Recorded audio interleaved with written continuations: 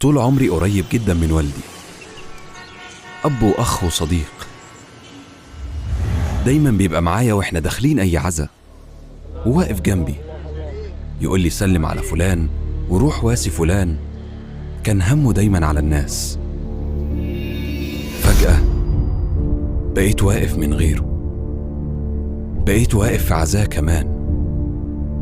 حاولت أكدب نفسي كتير، لا مش أبويا اللي مات، أكيد هلاقيه كمان شوية داخل ويقف جنبي زي الأول.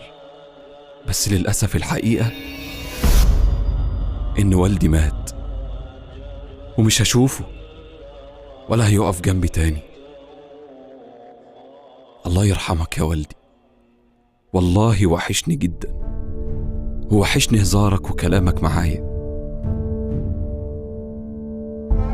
وحشني صوت البوابة لما بتفتحها وانت رايح تصلي الفجر. رحمة الله عليك يا حبيبي، رحمة الله عليك. واخفض